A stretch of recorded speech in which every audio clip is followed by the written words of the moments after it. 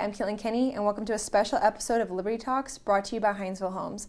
We asked the community to submit a lot of questions about the Special Purpose Local Option Sales Tax, otherwise known as SPLOST. And here to answer those questions is the Chairman of the Liberty County Board of Commissioners, Mr. Donald Lovette. Welcome. Thank you. Thank you for having me. So we have a ton of questions. Our first one is, what is the top funding priorities should SPLOST pass?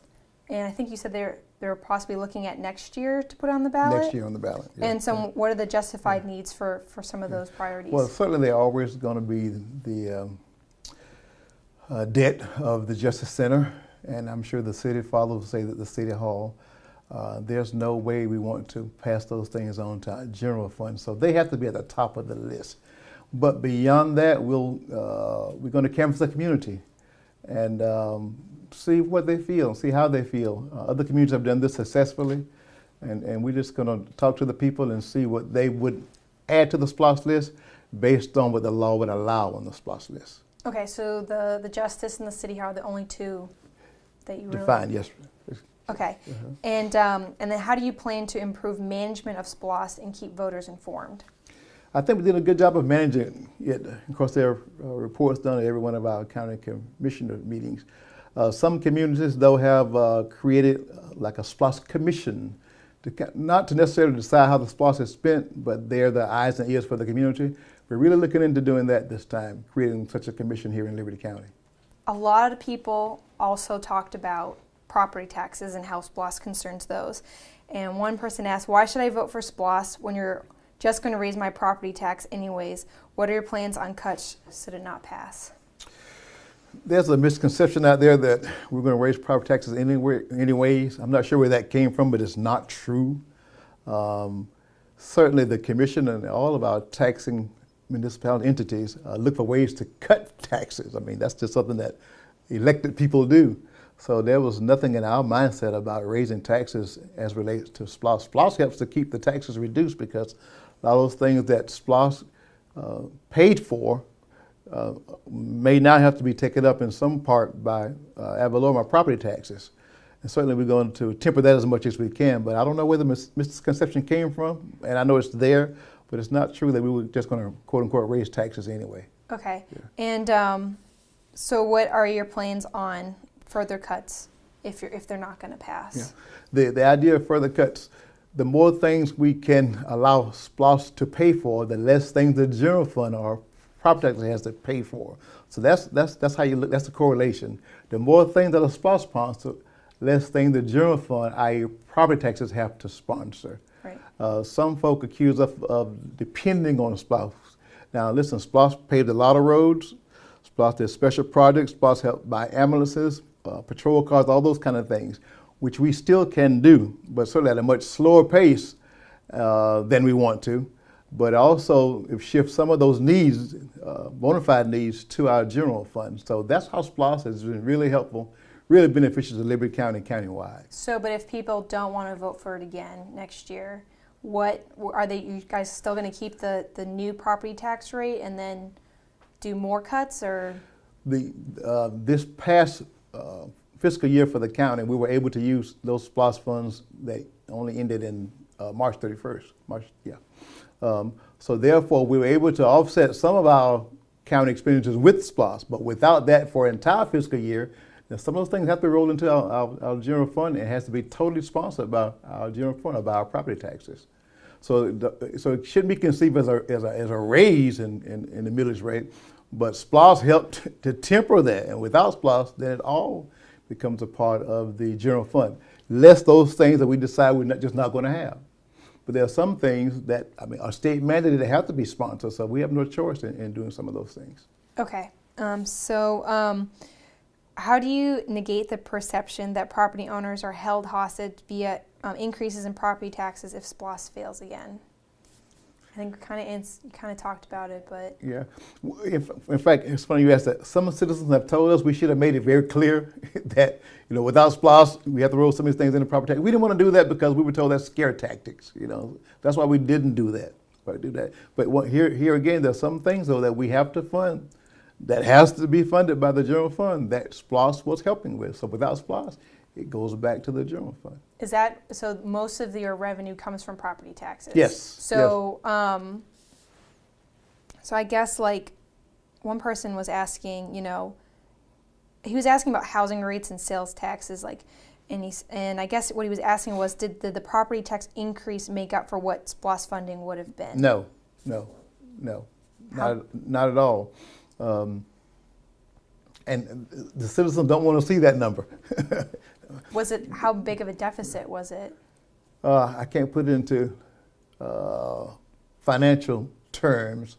Let's just say it this way, that by having some residual SPLOST dollars, luckily we were good stewards with that money. And let's talk about that. The state law also mandates how you can use those funds. You can't use SPLOST dollars for any and everything, you know. Right. I.e. capital, yes you can, no doubt about that. So our Justice Center, that's a capital project, so we can use SPLOST funds for that. So some of the SPLOST funds that were remaining helped to finish this year's budget out. But next year that won't be there. So how much of a deficit will it be? But now I can't quantitate for you, and I apologize for that. How much of a deficit? And I'm guessing. Okay. I'm guessing. That's probably not good to do that. I'm guessing 20-30%. Okay. Yeah, middle on the high side. Yeah. Okay. Yeah. Okay. Yeah. And so someone also asked about justification for SPLOST if it's possible that we can have a decrease in population if Fort Stewart troops are reduced. Do you still, does that at all factor into SPLOST funds if there's a troop reduction at all? It can, yes, it can. It's according to what number of troops that they're talking about. But that's the beauty of diversifying our local economy, so that we have other folk come in, not just our military population, to buy stuff here in Hinesville, Liberty County. And those folk who are traveling, tourists, whatever the reasons they're here, they can all make those purchases to help offset SPLOST. So it's not just Fort Stewart. Those of us who've been around know that we weren't hit as hard with the last deployments as we were in previous deployments. We felt it some, but not a tremendous volume. So while our SPLOST funds may decrease some, I would not think it would be a dramatic increase if there's a deployment, not unless they deploy everybody. And I think chances of that happening are very slim. Okay. Yeah. And so also onto... And when we're thinking about SPLOST and planning, our mindset is not that it's military dollars that we're depending on. It's dollars from everybody. Everybody. So here again, having that diverse economy, that's what helps us with SPLOST, not just our military dollars. Okay. Yeah. And let's see if you can help with this one. Someone wrote, if you know how many counties in Georgia initiate a SPLOST, have SPLOST? No, I don't, but I saw your notes. Okay. Okay, so do you know how Liberty County compares to property tax rates across the state or across the state? When you do property tax comparison, you have to compare apples to apples. What some communities levy as property taxes, other communities levy as fees. So you can't just look at the property tax, the millage rate. You have to dissect that, because other nearby counties have fees that we don't have. It may not be in that millage rate, but there are fees that other communities pay. And unless you marry all that, then you won't get a true conception of what the millage rates are and how they compare from county to county. Okay. So also on the projects. So one person asked, how are materials considered for projects, and such as what kind of using wood instead of tile, and if that increases the prices, and then and how if ongoing costs such as maintenance, monthly electrical bills, water bills, etc., are factored into the projects when they're funded by SPLOST, well, the long-term costs of building a new building and how that will add. You have to recall when it comes to buildings, i.e. the Justice Center, that's under the county's umbrella. City Hall, of course, is under the City of Hinesville's umbrella. The library will now be under the Live Oak Public Library system. So those folk will be responsible for the maintenance and upkeep. When it comes to the build-out, the library, for example, is a $5 million budget, but we only collected a little over $4 million, so we curtailed our budget to make sure it met that. And we did what they call value engineering. You go inside and you take out this, take out that, whatever it takes to make the budget work. Then when it comes to the maintenance, the City of Hinesville, Liberty County, and Live Oak, we're the 3 funding agencies. So we'll help fund the operations costs of that. That's how that particular project is done. So when the city center for Hinesville was made, City Hall, excuse me. That's right. What were the costs, like long-term costs of maintenance, considered in does that go then into the general fund? All the SPLOST sponsors is the capital, the building. You're right, the operation and maintenance is becomes a general fund item. Okay, so that adds more cost to the general fund. It could. Okay. It could. Yeah, county, let me give you a good instance for the county. We had even the historic courthouse. The people in that office were scattered all over the city. Now they're all under one roof in a much more energy efficient building. So we actually save money by putting those folk all under one roof, as versus having them in several buildings all over the city.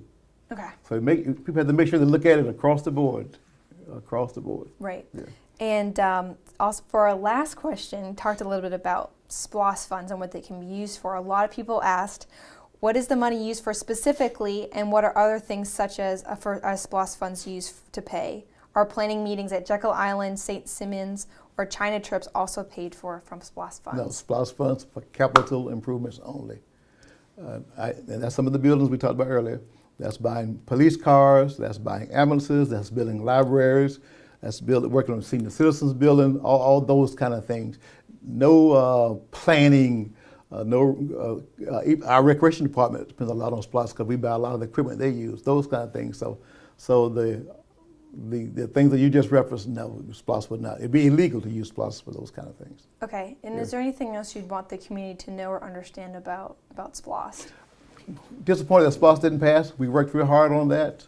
Good campaign. We sat down with all the cities together. Everyone put together their wish list based on what their needs were.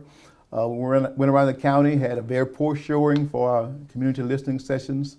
And of course it failed. So we're going to go out again with a little different format, trying to find some non-elected people to run this campaign. We're going to hear from the people. We're going to give the people what the law says, so everybody has their ideas. But here again, you can't put everything on SPLOST. We educate the folk as to what SPLOST is able to be used for, and take some of their ideas in. We learned that from some other counties, and it's worked very well for them. And then we'll come back, the city, the government leaders, and put that list together, take it back for the people sometime next year. Great. Well, we'll definitely be following up on this story. Thank you. And thank you for stopping by and answering all these questions for us. Thank you. And thank you for joining us at coastalcourier.com. We'll see you next time.